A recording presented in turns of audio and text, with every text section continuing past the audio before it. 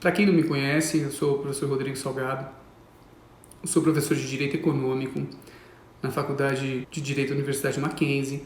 Eu sou também professor de Economia Política, né, com ênfase em discussão do Estado de Direito para os primeiros semestres, e também leciono em outras duas disciplinas, desenvolvimento em infraestrutura e uma optativa pensamento econômico brasileiro. Sou advogado em São Paulo, advogo no setor de infraestrutura e só para deixar claro aqui algumas coisas, a minha pegada é direito, não é? Eu não sou professor de economia, não sou economista, apesar de passar o dia todo lendo sobre economia e estudando economia já há alguns anos, não é? Então,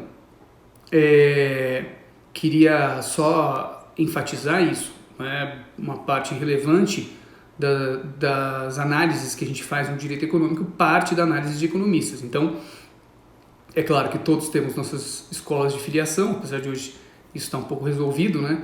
Digamos que o cenário econômico mudou um pouco, mas eu sigo uma linha keynesiana desenvolvimentista e a partir dessa análise eu faço a conjugação com o direito, seja para ver o que os nossos diplomas jurídicos, principalmente a Constituição, né, que eu vou falar mais aqui hoje,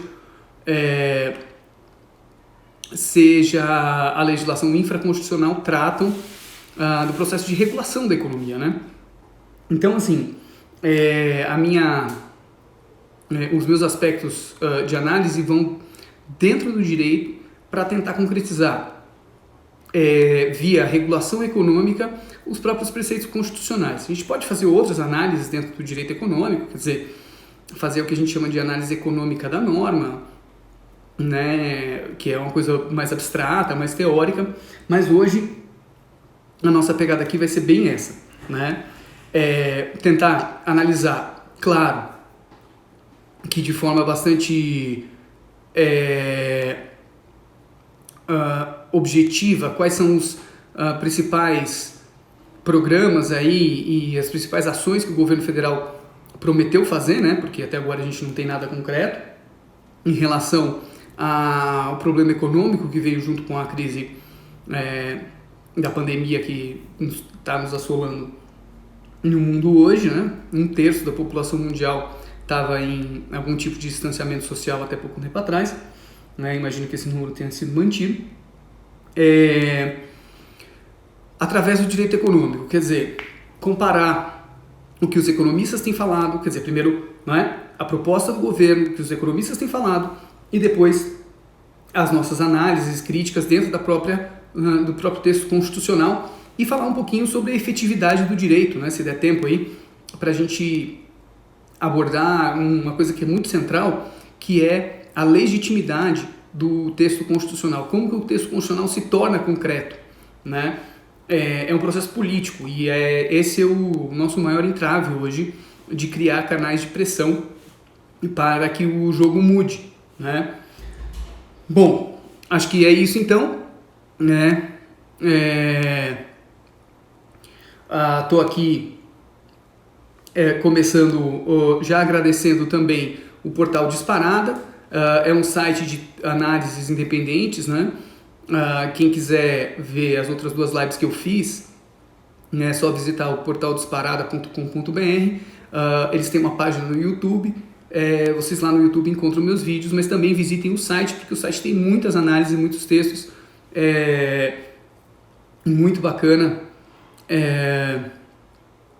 E, enfim, esse é o meu agradecimento também a todo mundo que me ajudou a divulgar aí, especialmente meus alunos e alunas, os meus monitores, todo mundo, né? Bom, vê só, vamos começar. Grande Jânio, tudo bem? A gente vai abrir, eu vou tentar fazer em 40 minutos aí, pra gente ter 20 minutos para trocar ideias, vocês perguntarem, questionarem, né? Um pouquinho do que está rolando. Então, o PEC do orçamento de guerra, ela cai como uma luva, né, na discussão sobre o direito econômico. O direito econômico nasceu da Primeira Guerra Mundial, ele era apelidado, foi chamado até o fim da Primeira Guerra Mundial como direito da guerra, né? Então, a gente pode voltar aqui mais tarde. Mas vê só, qual que é o negócio, gente? Qual que é o drama que a gente está vivendo? A gente está vivendo um problema em escala global, né, que os economistas têm colocado com, obviamente, muito mais assertividade do que eu, mas para deixar bem ilustrado, a gente tem um problema de dois lados, né? Você entende o sistema de mercado como um sistema de oferta e demanda, né? Que você organiza a oferta, enfim, uma parte da demanda, uma parte significativa da demanda está trabalhando para a oferta e os salários, né, mantêm algum nível de demanda junto com o Estado, empresas e afins. Mas enfim, o que você teve, né, nesse momento é basicamente um congelamento do sistema de oferta e demanda em escala global. Por conta do distanciamento social, da quarentena, em países muito importantes, primeiro a China, né, depois o leste asiático, né, em alguma medida, depois agora a Europa e Estados Unidos, que hoje parece ser o epicentro do problema da pandemia, né, o que a gente está vendo? Uma paralisação, né, de quem pode ofertar e quem pode demandar no mercado global. Mesmo quando uma cadeia se conserta, quer dizer, em tese, o Wuhan parece, né, na China, está voltando agora a funcionar, já voltou já está reconsiderando voltar para o isolamento social, mas mesmo que a China, por exemplo, hoje voltasse, você tem um problema de demanda global, né? Como as atividades econômicas elas estão muito reduzidas, porque as pessoas não podem sair de casa, então você tem um efeito absurdo sobre as cadeias de produção global. Os preços das commodities caem porque o preço o produto final não está sendo demandado, então produtos eletrônicos, carros e afins, então toda a cadeia produtiva global é interrompida, né, ou significativamente diminuída para não ser tão dramático. De qualquer forma, é um choque absurdo. Assim, no caso brasileiro, as pessoas mais conservadoras estão esperando aí uma queda, né, do PIB esse ano na casa dos 3 a 4,4%. Tem gente já falando em 6%, 7% de PIB negativo, né? O PIB global ele já foi revisado, mas a última vez que eu vi estava na casa da queda dos 5%, alguma coisa assim. Enfim, basicamente, gente, o que os países têm feito para tentar, além de combater o coronavírus, né, que do ponto de vista jurídico, a gente poderia ter uma live só sobre isso, mas do ponto de vista da crise econômica que está nascendo com isso, é o que eu tenho chamado de emular o sistema, né? Basicamente, nós estamos usando o Estado para simular o sistema capitalista, garantindo dinheiro para empurrar para o sistema financeiro, né, para que esse sistema financeiro empreste às empresas e, em outra medida, também garantindo salários na outra ponta. Então, você está garantindo que o lado da oferta, seja pelo sistema bancário privado, sistema financeiro privado, seja pelas próprias empresas, recebam esse dinheiro, né, como se estivessem tendo acesso a giros de capital, e de outro lado você tem um Estado dando dinheiro para os trabalhadores poderem manter seu nível de consumo, tanto por questões de consumo mesmo quanto humanitárias, né? Você sabe que a coisa está bem feia, né? Então, para além das questões econômicas, é claro que surgem questões humanitárias. As pessoas não estão conseguindo simplesmente comer. Nas periferias da cidade de São Paulo, tem uma matéria, acho que de hoje ou de ontem, na Folha, mostrando como a dieta das crianças tem se reduzido a comer arroz e só, né? Bom, veja, o problema todo, então, é que com a pandemia, todo mundo já percebeu, né, que o processo de oferta e demanda está largamente comprometido, né? E é aqui que a gente entra já no debate brasileiro, né? Bom, o Brasil já vem de uma precarização, né, das suas relações de trabalho há algum tempo. Nossa crise já não é nova, o PIB brasileiro já não estava crescendo, quer dizer, não é que a gente estava voando, a economia bombando e de repente a coisa caiu. Não, a gente sabe, né, que a gente estava nos prognósticos otimistas todo ano, né? O ano que vem a gente vai falar, Patrícia, disso aí, já é o próximo ponto. todo mundo era isso, né? Ano que vem vai crescer 1%, ano que vem vai crescer 2%, ele chegava, não cresce, né? Vai crescer 3%, 4%, e não realiza, né? Quer dizer, a gente já tem um problema de demanda intrínseco, né? E o governo Bolsonaro, via Paulo Guedes, é um governo que se especializou em olhar para a oferta, então tentou promover privatização, mudanças no cenário, simplificação burocrática para empresas, para melhorar o lado da oferta, né? Mas cessou crédito, congelou investimentos e principalmente por conta da PEC do teto e todas as suas decorrências, né? Congelou o investimento público. E assim, eu não sei se vocês já perceberam, mas o Estado é o maior consumidor, o maior demandante em qualquer economia global, né? Mas veja, qualquer economia nacional, perdão, o Estado é o que mais demanda. Vê só,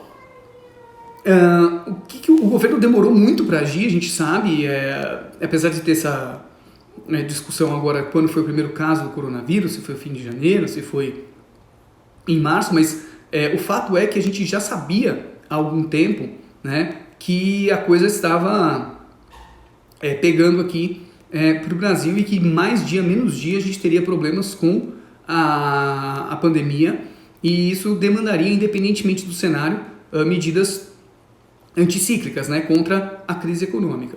E o governo não fez nada, né, o governo demorou muito para fazer. Eis que essa semana completou um ciclo que pode ser mudado, então quer dizer, eu estou falando isso aqui agora, pode ser que esteja saindo nesse momento alguma outra medida, mas o que se tem até agora, uma série de medidas que tentam aí minimamente viabilizar alguma atividade econômica, né? Eu vou primeiro elencar essas medidas, depois eu vou mostrar onde estão os problemas dela e as minhas críticas do ponto de vista do direito econômico, né? E, é claro, da economia, né? Especialmente do viés keynesiano, do qual eu sou filiado. Vê só, vamos lá. Eu separei para facilitar, e aí, gente, por conta do tempo, eu não tenho como descer em todos os detalhes. Eu tenho assistido, óbvio, muito e lido muito, como boa parte das pessoas, textos e artigos de economistas sobre a nossa situação econômica, seja brasileira, seja internacional. O que eu sugiro? Se eu não me engano, ontem ou antes de ontem, a professora Mônica De Bolle, que não é uma keynesiana, ela não, enfim, eu tenho sérias divergências com a análise que ela faz do sistema de mercado, né, dos limites do Estado, mas que foi uma das primeiras pessoas, se não a primeira economista a pontuar o problema, né, falar, olha, a gente vai ter uma crise muito séria, vocês não estão entendendo o tamanho dela. Ela foi a primeira a falar, olha, dane-se a eficiência de mercado, né, as favas com o Estado mínimo, agora é Estado máximo, é melhor pecar pelo excesso. Ela deu uma entrevista para o El País, bacana nesse sentido. Ela tem uma série de vídeos no YouTube, o nome dela é Mônica D-E, espaço, Bolle, B-O-L-L-E. Ela tem um vídeo que ela explica direitinho a questão do pacote de 1,4 trilhão para o sistema financeiro, com muito mais propriedade que eu, então eu sugiro que vocês analisem. Ela faz uma defesa desse pacote, da ideia dele, né, que é mais ou menos a linha que eu vou seguir. Eu não acho que esteja errado, o problema é como é feito, né? O diabo, como você sabe, sempre mora nos detalhes, e aqui tem muito detalhe, né, e muito diabo. Mas vamos lá. Eu separei então, para facilitar, tentar clarear para vocês as medidas em 3 linhas, que na verdade não existe essa divisão, tá? Uma coisa está ligada à outra, ela não tem uma separação, só estou fazendo essa separação metodológica para tentar ficar mais fácil de entender. Basicamente, a gente tem 3 aspectos aqui. Resoluções para o sistema financeiro, né? Via Banco Central, via governo, via Tesouro, e regulação financeira como um todo, medidas para as empresas e medidas para os trabalhadores e para as trabalhadoras. Como eu falei, é tudo interligado, mas eu vou dividir dessa forma. Bom, em suma, o governo anunciou aí um pacote de 1,2, 1,4 trilhão de reais para poder ajudar o sistema financeiro. A professora Mônica falou na live dela, uma coisa que no vídeo dela, na live, uma coisa que eu vou repetir aqui porque eu penso exatamente a mesma coisa e penso isso desde 2008, 2009, quando a gente teve a crise global aí, né, iniciada nos Estados Unidos, a crise do subprime. Vê só, defender sistema financeiro no Brasil é quase um crime, né?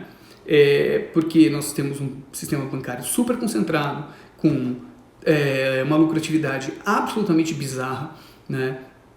Spreads bancários, a diferença entre os juros básicos e os juros que eles têm, que eles fornecem, né, quando emprestam dinheiro para a ponta, para consumidores e empresas, é absolutamente disfuncional, né? O lobby do sistema financeiro na imprensa, na mídia como um todo, nos governos, no Congresso, né, é muito forte, né? Nós temos um sistema absolutamente disfuncional, ok? Eu não estou em nenhum momento achando que está tudo bem. Então, o lance que eu queria falar só é o seguinte: eu não estou defendendo o sistema bancário, ok? Eu estou pontuando a excepcionalidade da situação e como isso gera a necessidade de você manter o sistema funcionando. Vocês têm que lembrar que o sistema financeiro, especialmente bancos, viabiliza crédito para empresas e para pessoas, e tem poupança, quer dizer, tem dinheiro nosso, tem dinheiro de empresas lá dentro, né? Você tem super bancos? Você tem, mas você tem bancos de médio e pequeno porte que dificilmente vão aumentar o tranco, porque tem um giro muito alto e seus balanços não são tão azuis assim, né? Então veja, eu queria pontuar só que é o seguinte: uma crise dessa, você perder o seu sistema financeiro, você ter corrida bancária. Então, por exemplo, um determinado banco diz que está mal das pernas, que não vai conseguir pagar as pessoas e começa a limitar os saques dos seus correntistas.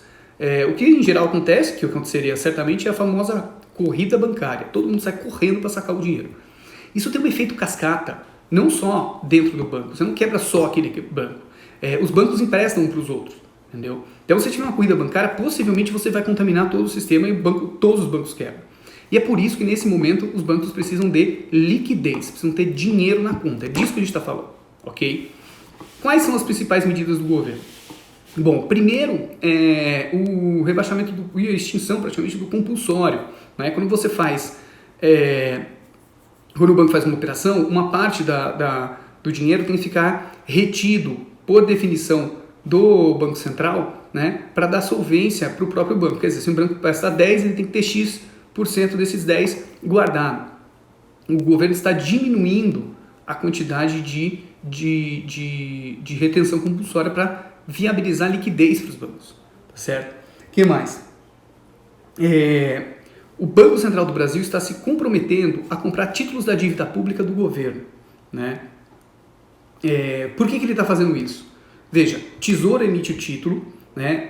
O Brasil, depois de 88, conforme a gente avançou na década de 90, suspendeu esse tipo de operação, né? Porque o governo lançava o título, depois o Banco Central comprava, quer dizer, aumentava o passivo via Banco Central e garantia a solvência do sistema, mas isso foi identificado à época, não tem condição de avaliar aqui, como os fatores da hiperinflação. A gente não podia mais fazer isso e vai voltar a fazer. Por que isso acontece? Por que isso é importante? Isso é importante porque você permite que o governo absorva títulos em excesso. Então, veja, o Banco Central absorva, títulos em excesso do governo. Quando o governo põe dinheiro no mercado, ele lança títulos da dívida pública. Então, você vai lá, compra o título, o cara imprime o dinheiro, né? O que o governo fez é permitir que, eventualmente, o Banco Central compre esses títulos. Por quê? Porque você ajuda a baixar a taxa de juros real, ou possibilita que a taxa de juros não explodam no sistema de crédito, tá? Então, é uma medida de curto prazo que visa isso. Se vai dar certo, cara, a gente está num momento que ninguém sabe onde vai dar. Muita coisa dessa foi experimentada pelo Banco Central norte-americano, pelo Fed, em 2008, 2009, e funcionou, tá? Então, para a gente aqui talvez seja novidade, para os Estados Unidos não foi. Se vai dar certo aqui, como eu falei, não dá para saber. Outra coisa que o governo está prometendo nesse pacotaço aí é a compra de títulos privados, seja títulos de bancos, seja de empresas privadas, para tentar sanear essas empresas. Então tem empresas que vão ter muita dificuldade, porque não estão conseguindo receber dos seus clientes, né? Não vão conseguir rolar a dívida. Então veja, todos os títulos que essas empresas tiverem na mão e que os próprios bancos tiverem vão poder ser absorvidos numa carteira própria para isolar e ilular. Tá? Essa é a ideia. Depois a gente vai ver com as críticas que muita gente está falando, Eduardo Moreira, uma galera já apontou aonde está a pirataria do negócio, a roubalheira do negócio. E é perigoso de fato, e eu tenho muita convicção que o pior cenário pode acontecer se nada for feito. Enfim, do lado das empresas, aumentar crédito via bancos públicos, né, para dar giro, né, capital de giro para as empresas poderem ter dinheiro. Compras de títulos privados, como eu já falei, né? Que mais? Um suposto programa, né? E tudo isso está no papel, tá, gente? Talvez só a questão do compulsório já tenha saído do papel, né? O resto ainda nada aconteceu, mas um sistema em que o governo pagaria a folha diretamente das empresas, né, para manter a saúde delas. Isso tem implicações para o trabalhador, que a gente vai voltar agora, por isso que eu falei que é tudo interligado, né? Suspensão dos contratos de trabalho, quer dizer, isso saiu da MP, eu até terminei participando aí de uma ação direta de inconstitucionalidade como advogado para suspender a MP, a 927, né, mas já editaram outra e já entraram com outra ADI, se não me engano, se não, segunda-feira certamente vai ter outra, né, mas enfim, a suspensão dos contratos de trabalho, quer dizer, as empresas que não têm condição de manter os seus funcionários poderiam suspender o contrato, e a redução do contrato de trabalho mediante redução de hora e redução de salário. Então, eu diminuo as horas de trabalho do funcionário e pago menos para ele, né? Isso supostamente é uma ajuda para a empresa, a gente vai ver. Pode até ser que seja para a empresa, mas para o país e para a economia e para a Constituição, certamente não é. Né? E para os trabalhadores, ampliação por hora, os principais, tá? Tem outros detalhes em todos aí, mas a gente tem 3 pontos principais. Ampliação do Bolsa Família, né, para as pessoas de mais baixa renda, número de famílias. A criação da renda básica emergencial, né, que é uma renda básica universal, mas de emergência, tem previsão de duração de 6 meses, a priori. A RBE seria R$600 por pessoa, né? Pois eu já volto na questão do BNDES, porque disse, mas não disse como, né? Vê só, a renda básica emergencial, R$600 por pessoa. No caso da mãe de família, R$1.200, né? A mãe solteira, a mãe que é rimo de família, R$1.200. Esse dinheiro serviria basicamente para atender as pessoas que não têm nenhuma fonte comprovada de renda ou que estão em desemprego, né? E para os trabalhadores, a recomposição das perdas salariais, no caso da redução do contrato de trabalho, do salário por consequência, via seguro-desemprego, tá certo? Então veja, tem mais coisa aí depois. Eu vi a professora Cláudia Yamazaki do Mackenzie aqui, ela é economista, e depois, se ela quiser me dar um toque, a gente conversa mais. Ela é professora da Facamp do Mackenzie, ela pode conversar também sobre isso. Bom, passando agora, a gente já está com meia hora, quais são os problemas dessas medidas? Que é onde eu quero chegar, né? Primeiro, tá tudo no papel, né? A Heloísa aqui, minha aluna, lembrou, mas o braço de participações do BNDES, de equity do BNDES, o BNDES Par, que faz aquisições das empresas para conseguir dinheiro, para ajudar as empresas a fazer aporte, também vai ajudar. Sim, mas tipo como? Entendeu? Você tem todo um aspecto regulamentar, administrativo e jurídico que tem que ser enfrentado. E assim, isso já era para estar pronto, sacou? Era para estar virando noite todo mundo. E o pessoal vai soltando as coisas assim, de contar gotas, não tem organização, né? Claramente há um viés ideológico na gestão da crise econômica.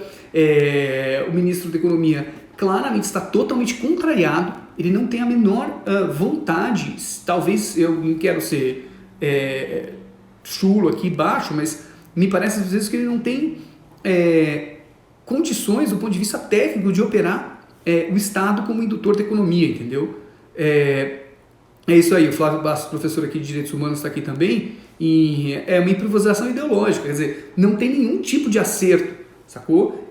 Veja, gente, assim, vir falar de PEC, de orçamento de guerra, assim, é muito bonito, mas enfim, guerra é um contexto totalmente distinto do que a gente está vendo, não é todo mundo atirando para todo lado. O presidente fala uma coisa, o ministro fala outra, aí ninguém vai trabalhar, quer dizer, sabe, o que você está tendo aqui, aliás, só um parênteses, tá? A gente está falando de guerra, não, porque é guerra contra o vírus. Gente, não é, assim, a situação é muito mais dramática do que uma guerra dessas convencionais, né? Que você tem um inimigo de fora, estrangeiro, que está tentando entrar. Você tem uma guerra civil, é dentro do seu território, né? Não é à toa que está essa bizarrice mundo afora de pirataria, de confisco de materiais médicos, que todo mundo está confiscando de todo mundo, né? Mas veja, não há um plano, está tudo no papel e são medidas que não necessariamente se conectam ou, por mais que elas se conectem, né, do ponto de vista prático, ninguém estrutura elas do começo ao fim. Não há planejamento, porque é um governo que vem com uma ideologia totalmente de mercado que tem repugnância ao planejamento. E vamos só lembrar que os países que estão enfrentando de forma mais organizada e com melhores resultados no mundo hoje, a pandemia, são os países que têm planejamento pesado. China, Coreia do Sul, Alemanha, são exemplos de países que têm um sistema de planejamento intrínseco à máquina pública, não é? Que sabem como gerir, que tem essa interlocução entre servidores civis, militares, burocracia, né? Sabem o que querem. Enfim, aqui já não era muito fácil antes, agora, né? Mas enfim, segundo problema, né? A total disparidade de valores entre o sistema financeiro, a ajuda empresarial e principalmente a ajuda para os trabalhadores. Gente, vê só, a primeira coisa, esse pacote de 1,1 trilhões que a gente está tendo diz respeito boa, Bianca, mas diz respeito, boa parte não é dinheiro que o governo está dando para eles. Então, quando o governo levanta o compulsório, quando ele fala, olha, você não precisa mais reter uma parte, esse dinheiro já era a disponibilidade do banco, que por definição legal estava sendo amarrado nas mãos do próprio banco, agora está liberado, né? Mas de qualquer forma é muito dispar, né, a ajuda que está tendo. Vê lá, então veja, falar de R$600, assim, você vai ter a classe média entrando na conta logo mais, né? Para manter um mínimo de nível de consumo das famílias, eu preciso ter um nível de ajuda muito maior do que eu estou tendo, né? Independentemente, gente, de acabar a pandemia ou não, entendeu? A quebradeira já começou, já está rolando, e você vai precisar de muito mais esforço dos trabalhadores do que isso, né? Agora, o que é muito importante, e aí isso vale tanto para empresas quanto o sistema financeiro, é o que a gente chama de empossamento de capital, né? O problema do excesso de liquidez, né? A armadilha da liquidez. Vê só, o que o Keynes falava? Que sempre existe, quando você tem uma hierarquia na atividade econômica de preferência por ativos e por coisas que valem dinheiro. A coisa que mais as pessoas gostam de ter na mão é grana. Momento de crise, isso vira a regra geral. Então se você libera compulsório para o sistema financeiro, se você permite que o Banco Central compre títulos da dívida ou compre títulos privados, o que você está fazendo? Você está liberando grana para bancos e para empresas. Qual que é o drama, cara? Se você não exige contrapartida, esse pessoal vai segurar o dinheiro, entendeu? E mais, é óbvio que eles vão aproveitar para empurrar tudo que é podre para o governo, como aconteceu em 2008 e 2009. Não sei se vocês se lembram, o pacote de vários trilhões de dólares dos Estados Unidos resultou em manutenção dos bônus dos banqueiros. Então os banqueiros que quebraram a economia norte-americana receberam bônus de bilhões de dólares no fim do ano, né? Porque não existia contrapartida, entendeu? Teve o caso de uma das financeiras que o cara estava reformando a sala dele, o cara gastou tipo 1 milhão, 2 milhões de dólares com a reforma da sala dele, entendeu? E aí quando foram perguntar para ele se ele achava isso ético, eu falei, não, veja, mas aqui era um andar inteiro. Meu, você está entendendo? Né? O problema zero é esse, tipo, nesse momento as pessoas vão querer ficar com a grana na mão. Se você não conduzir esses mecanismos, essas empresas, esses bancos, criar mecanismos para empurrar essa grana para o sistema, para simular compra e venda, a coisa acontecer, né? Então, veja, sem contrapartida nenhuma, o governo tá colocando dinheiro no sistema. Então, para quem achava que as medidas da Dilma, anticíclicas, né, que começaram no Lula, que causaram problemas de solvência depois das empresas e criaram a crise, no limite, não são nada perto do que está sendo feito agora. Por quê? Estão liberando dinheiro para os bancos sentarem em cima.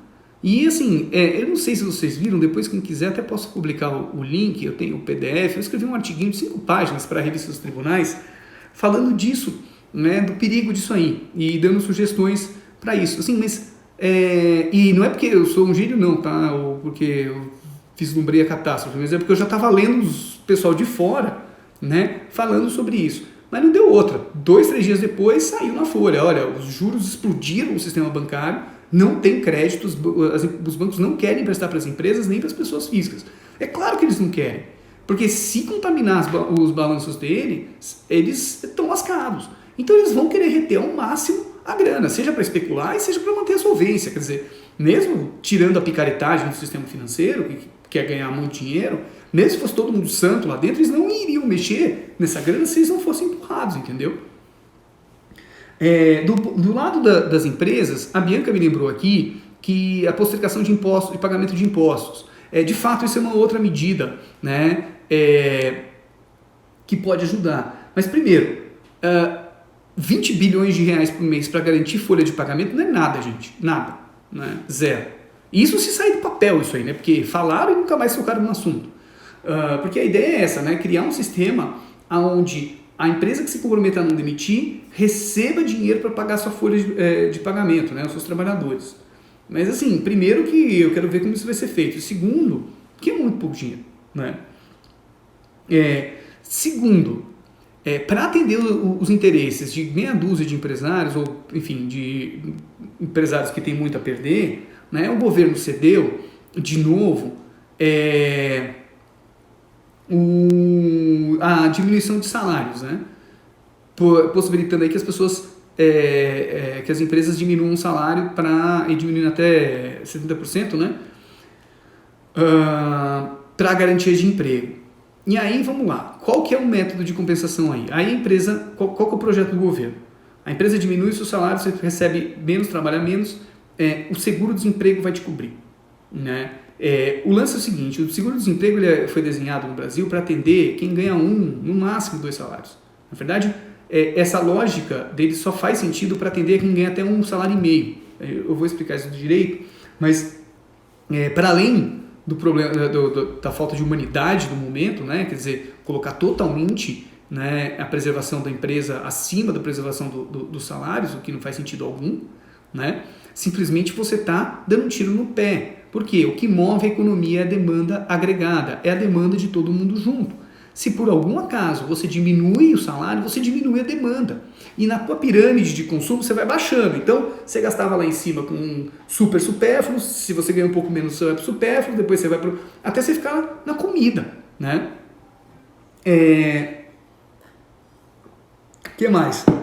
Você está basicamente incentivando a interrupção da cadeia de oferta e demanda, porque você está diminuindo a demanda. Isso vem de uma longa discussão da economia, né, que o Keynes, que vai incendiar ela, na verdade, que era o seguinte, assim, olha, um economista francês tem um postulado de que toda oferta cria sua demanda. Quer dizer, para alguém poder ofertar um produto, eu preciso articular uma cadeia de coisas, né, de insumos, matéria-prima e pessoas, que eu termino criando minha própria demanda.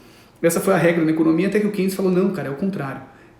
Inclusive, a relação não é microeconômica, a relação é macro. Você tem que olhar para a demanda agregada, para os efeitos agregados da economia, né?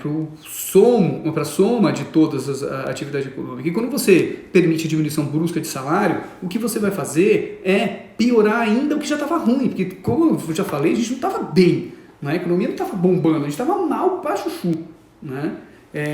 Com uberização, precarização, pessoas sem salário, né? Pessoas de alta qualificação sendo subempregadas, né? Isso tem um problema que a gente chama de histereses, né? Que é quando a pessoa vai perdendo a habilidade que ela tem e a recolocação dela no mercado de trabalho fica cada vez mais difícil, né? A gente já estava sofrendo isso, agora a chance disso acontecer é 100%. Bom, para os trabalhadores, né? Quem defendeu a criação da renda básica, especial aí, já falou, cara, isso é muito pouco tempo, né? O valor foi um valor negociado. Vamos lembrar que o Paulo Guedes queria dar R$200 por cabeça, né? A oposição queria um salário mínimo, R$1.000, e conseguiram 600, né? Tudo bem, né? Não é nada, mas já é alguma coisa. Mas é muito pouco tempo, tá? Vai precisar se esforçar muito mais. Segundo, como eu já falei, o método do seguro-desemprego, tem até um estudo, até eu coloquei no meu Facebook, depois eu posso passar, o pessoal fez um levantamento, que o que o governo está fazendo é o seguinte, né? Você está lançando o trabalhador no seguro-desemprego, com a taxa sendo que a taxa de reposição para quem está no seguro-desemprego, né, para quem ganha acima de um salário e meio, é muito baixa, varia de 73% a 43% do salário que ele ganhava, né? O que você está fazendo? Basicamente, você está diminuindo a renda do trabalhador no momento em que você mais precisa de consumo, né? Mas, enfim, para a gente andar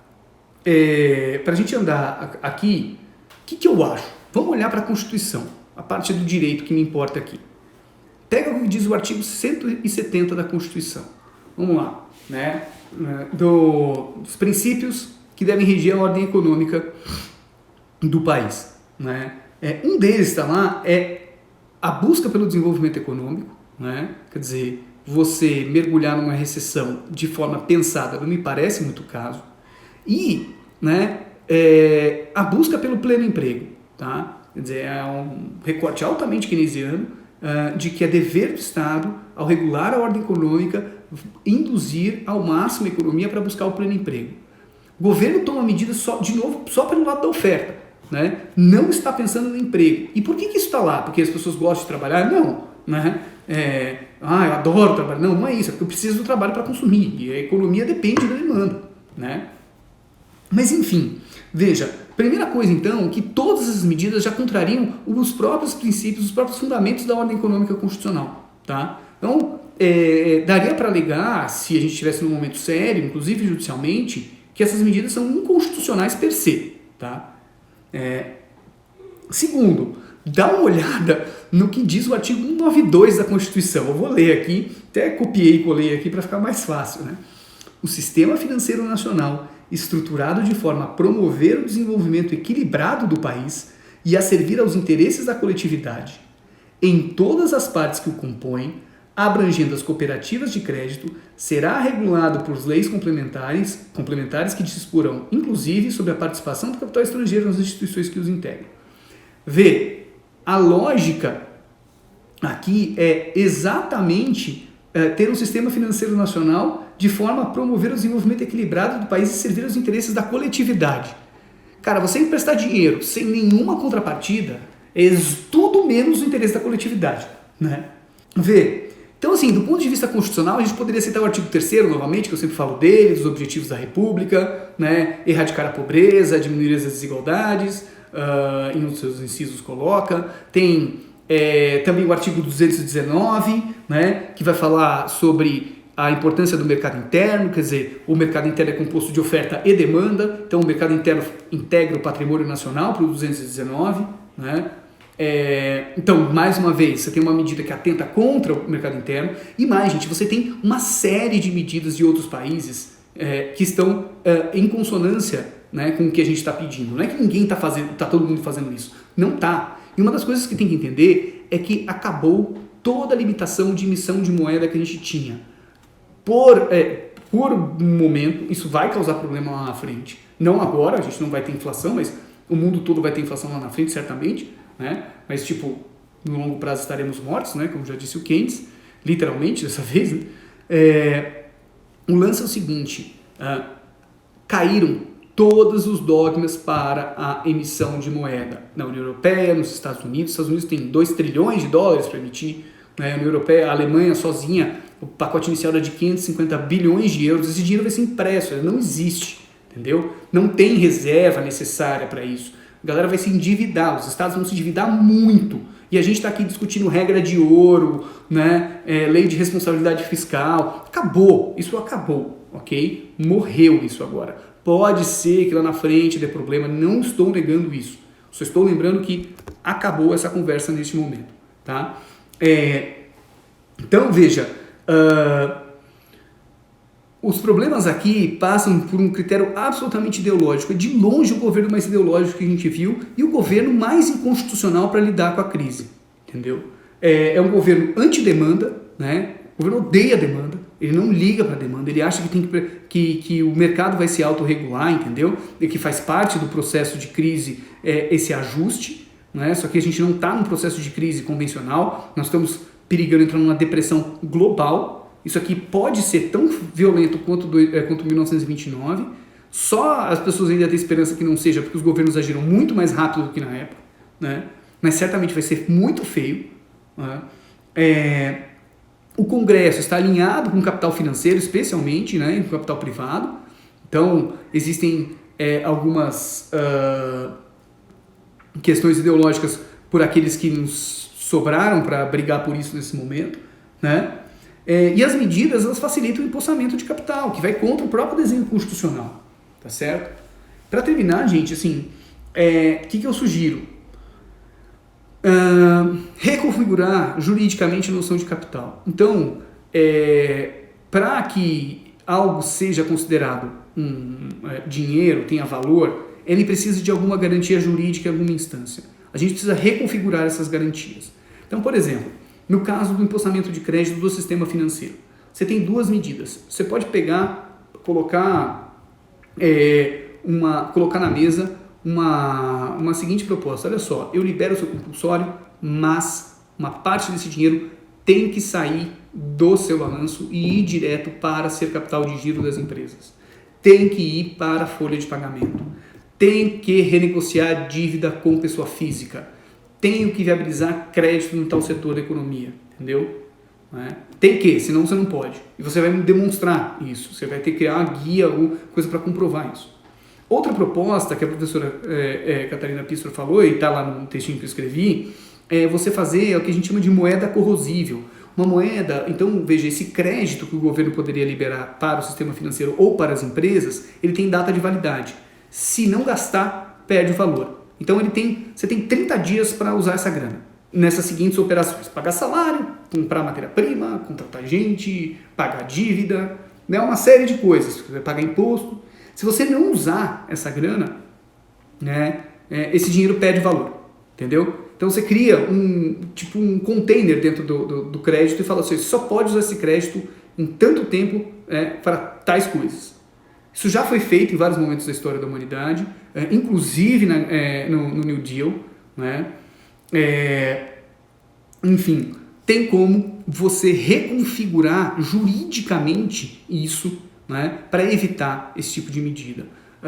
Então, assim, veja, você tem que criar contrapartida, tem que aumentar o volume de dinheiro e criar contrapartida, né? Que mais? Aumentar o caixa de curto prazo do Estado, e aí entra o sistema tributário. Eu preciso desonerar ao máximo o sistema tributário, que já era uma demanda histórica do Brasil, né, pelo lado da oferta. Então, de fato, eu tenho que desonerar impostos de empresas e afins, serviços, etc. E tenho que onerar o nosso sistema de remuneração de renda. Então, o rentismo. Tenho que ir para cima, criar imposto sobre grandes fortunas, que mais uma vez está na Constituição, então não precisa de muito esforço, eu só preciso, porque para criar imposto tem que ter previsão constitucional, esse imposto já está previsto desde 88 e nunca foi implementado, né? Tem coisa rodando. Professor, mas isso pode gerar fuga de dinheiro dos ricaços daqui a um ano. Não tenho a menor dúvida que pode, mas eu não estou preocupado com daqui a um ano, entendeu? Depois revoga, ou revê, ou reestrutura isso, ok? Mas a gente tem um problema moral aqui. Okay? Isso é uma questão central. Eu preciso aumentar a arrecadação de curto prazo do Estado e eu preciso sinalizar de onde vem isso. E precisa ser de quem tem mais, muito mais. E fica tranquilo que não é em cima da sua casa, tá? É acima de 10, 30 milhões de reais de renda anual, né? O que mais? Tem que colocar imposto sobre ganhos de capital. Para isso, você tem que fazer uma readequação, porque a empresa, a PJ, ela paga um imposto de renda baixo, né? Mas quando você transfere o seu dinheiro da PJ para a pessoa física, para o sócio, então pensa, né, numa sociedade individual, aí, numa empresa individual, né? O sócio vai pagar imposto de renda depois, então você tem que pensar como você fazer isso para não ter uma bitributação, porque também não adiantou nada daí, né? Mas o sistema financeiro, quem está ganhando dinheiro com compra e venda de operação de moeda, de títulos, tem que aumentar, tem que pagar alguma coisa, a gente não paga nada, né? O CDE tem um levantamento, só o Brasil e a Estônia não levantam dinheiro, pagam dinheiro, né? Enfim, aumentar a manutenção da demanda, né? Eu preciso ter como lógica a manutenção intrínseca do emprego, preciso garantir salários e utilizar as estatais para absorver eventuais custos. Então, veja, se a conta da energia der problema, né, as geradoras hoje, você tem um sistema totalmente desverticalizado, né? Infelizmente, o Reseb lá do Fernando Henrique jogou no lixo a estrutura que a gente tinha, mas você tem como ainda diminuir o ganho da tarifa, ou o ganho das hidrelétricas, por exemplo, né, estatais. Então deixa para mexer com as privadas por último, né? Pode ser as térmicas estatais também, diminuir a margem de lucro.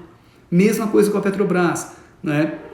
Tem que jogar o lucro da Petrobras no chão, né? Precisa acabar agora com a política de preços de combustível. Eu preciso de diesel muito barato, entendeu? Tem que subsidiar de verdade. A empresa não vai dar dinheiro, não pode dar dinheiro. É para isso que serve uma estatal, é só para isso, para garantir a manutenção da demanda, tá? Para viabilizar o desenvolvimento. O Jânio Coutinho me perguntou: o que achou da ideia do PEC do orçamento de guerra? Tem bastante relação com isso que você está falando. Bom, é isso, eu já falei basicamente tudo, né, na questão de viabilizar orçamento, mas assim, eu preciso de demanda efetiva, o Estado vai precisar gastar, tá certo? Esse dinheiro não é só para iniciativa privada, eu preciso rearticular um setor produtivo, preciso de obras de infraestrutura. Só que dessa vez, vamos ver se a gente não pensa no Minha Casa Minha Vida, que só serviu inclusive para aumentar os problemas da pandemia, né? Espraiou as cidades, criou problema pra caramba, né? Pensa em reforma de infraestrutura urbana, metrô, né? Adensamento com responsabilidade, que não atenda os interesses do setor da construção civil só. O Sérgio falou que tem prorrogação do FGTS, adiantamento do pagamento da DAS, e até agora, mas não é nada expressivo. Não, não é, cara, porque, veja, de prático, a prorrogação de pagamento do FGTS para a Folha, ela é garantia de fluxo de caixa para a empresa. Mas veja, quem trabalha com empresa sabe, o fluxo mesmo vem da demanda. Você está com demanda interrompida, ninguém está fazendo pedido, lasca tudo, né? Vamos lá. Bom, Patrícia, eu coloquei bastante sobre a medida dos bancos, né? É importante que exista, como eu falei, mas não pode ser do jeito que está sendo, sacou? Senão que você vai ter a festa do caqui que nem você viu no mercado norte-americano na crise de 2008 e 2009, né? Sim, eu vi, Jânio, que o Eduardo Moreira e o Ciro são absolutamente contra comprar títulos dos bancos privados. Por quê? Porque não tem contrapartida, cara. Os caras vão empacotar um monte de podreira lá dentro e a gente vai comprar. Você vai ter os bancos mais saudáveis do que a gente estava antes da crise. Só que com o Brasil totalmente destruído, entendeu? É claro que eu preciso preservar a saúde dos bancos, mas eu preciso de mecanismos jurídicos para evitar que isso seja um ganho unilateral. E aí eu tenho que colocar a contraposição. Tá, você pode... o Banco Central pode comprar seus títulos podres? Tudo bem. Mas esse ganho desse dinheiro vai direto para a ponta, não fica na sua mão. Você não pode empossar ele, né? O BNDES para, eu já falei, também vai ajudar as empresas. Essa é uma medida mais útil, que eu espero que saia do papel, que é você usar o BNDES para fazer aporte direto nas empresas. O problema é que o BNDES vira sócio delas, né? Essa altura do campeonato é muito que é tanta empresa que você vai falar quais que eu ajudo. A parte boa é que você evita que a empresa quebre, né? um pouco sobre taxação de grandes fortunas. Cara, o Flávio, tudo bom, cara? Olha só. Bom, primeiro, né, o único imposto não instituído depois de 88, né? Existe uma discussão econômica séria de pessoas que falam o seguinte: olha, qual que é o problema de você fazer taxação de grandes fortunas? A mobilidade do capital hoje é muito grande. Então, por exemplo, a França instituiu um sistema super agressivo de taxação de grandes fortunas. Os multimilionários franceses retiraram todo o seu dinheiro da França e meteram em outro país. O Gerard Depardieu, por exemplo, foi um grande defensor da Rússia, porque a Rússia acolheu ele, não tinha, né, tributação de fortunas, etc. Isso é um fato, quer dizer, para o exercício de 2021, 2022, talvez você tenha fuga de capital se isso for instituído. Mas primeiro que eu preciso fazer caixa para o governo em 2021, né? Segundo que tem uma questão moral aí, entendeu? Tipo, você ter uma fortuna de bilhões de reais não é a mesma coisa que você ter uma fortuna de milhões, que é muito menos igual a fortuna de centenas de milhares ou de milhares de reais por ano, entendeu? Tem uma questão moral de retribuição, aquela lógica aristotélica, o igual aos iguais e o desigual aos desiguais na medida da sua desigualdade. Isso é a base do sistema tributário. Eu tenho que ter um sistema de taxação diferenciada para quem é rico demais, entendeu? Enfim, o teto, eu não sei, o projeto agora que está colocando, eu não sei qual seria o piso para taxação, mas na ordem de vários milhões, não é pouca coisa, né? Bom, a Bianca falou a história da postergação de tributos federal. O que mais? E a Carolina, no caso dos financiamentos com vencimento esse ano, vale a pena postergar o pagamento? Então, vai depender do banco, né? O ideal seria que o governo empurrasse para o sistema obrigações de dar crédito mais barato, para todo mundo trocar dívida, entendeu? Isso é outra coisa. Puta, tem um monte de... Isso o Ciro fala há muito tempo. Tem um monte de gente devendo grana. Junta tudo isso, né, refinancia essa dívida, o governo entra, alguns poucos bilhões você resolve isso aí, né? Você recondiciona a dívida, você joga os juros lá no chão, você dá folga pro orçamento familiar. É um mínimo, né? No judiciário, né, Bianca, tem decisões liminares de postergação de 3 meses saindo. Que mais? O Luiz, beleza, Luiz? Como que estão as coisas aí, cara? Concordo plenamente com, mas se eu não reduzir, no caso, com o apoio do governo alemão, terei que demitir, isso será muito pior.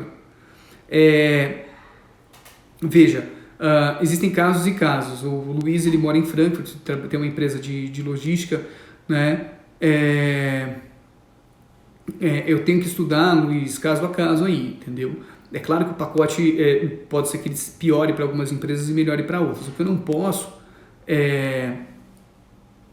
é simplesmente permitir uma redução absurda de salários, entendeu? E aí, no limite, cara, é melhor demitir no Brasil, porque no Brasil você tem rescisão com FGTS, tem FGTS para ser pago, você ainda dá um colchão para o trabalhador, sacou?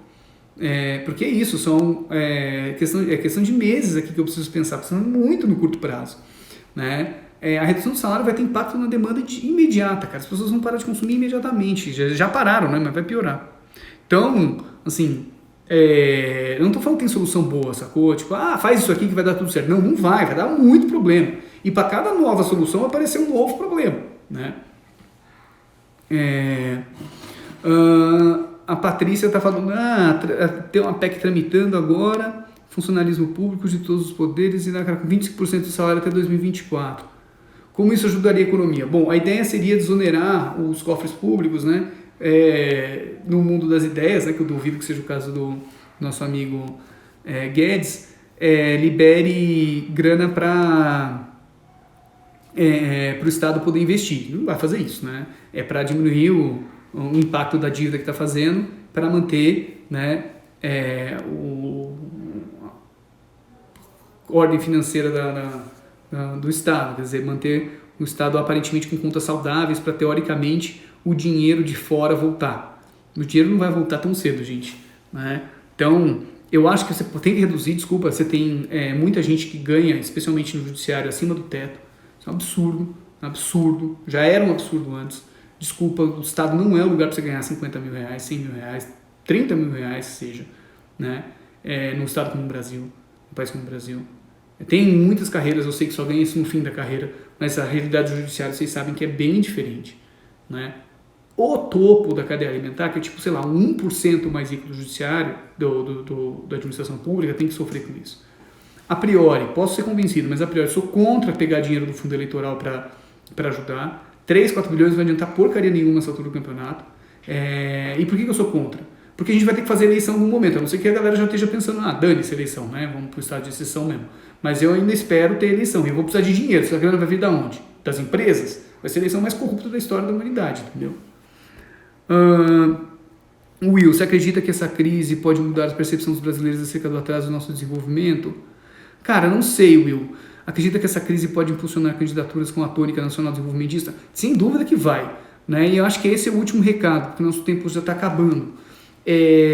Os brasileiros, eles dependem de fonte, né? A gente precisa se informar e precisa forçar a informação para os brasileiros. E mais do que isso, nesse momento a gente precisa de legitimidade constitucional. Como que eu crio isso? Que eu tenho só 2 minutos. Com pressão política, ok? Não dá para fazer manifestação, né? Então, redes sociais são a tarefa de todo mundo aqui. Internet, telefone, encham o saco dos políticos. Não interessa o partido, não interessa... tem que pressionar muito, tem que falar muito. Meu amigo, eu sei que tem eleição municipal esse ano, você quer eleger prefeito, não é? Muda esse discurso que a gente está quebrando, entendeu? Vai para cima do governo, tem que emparedar quem tem voto, ok? É a única ferramenta rápida que a gente tem agora. Isso é uma tarefa, tem tudo disponível, todas as redes sociais disponíveis, todos os e-mails disponíveis dos políticos do Congresso Nacional, dos governadores até coitado dessa altura, né? Mas enfim, eu preciso forçar isso, e o Will aí a gente tem que ir para as cabeças e tem que se expor. Vocês conhecem, eu sempre fui bastante comedido do ponto de vista público em defender minhas posições políticas, perdi essa vergonha porque o momento exige, não tem mais conversa, tem que ir para cima das pessoas e falar o que está acontecendo. Gente, vocês não precisam voltar a trabalhar desta forma, a gente precisa voltar a trabalhar rápido, mas não precisa ser coisa insana. Eu preciso que o Estado faça a sua parte, para isso que ele existe. A legitimidade do Estado é servir o povo e não meia dúzia de pessoas, né?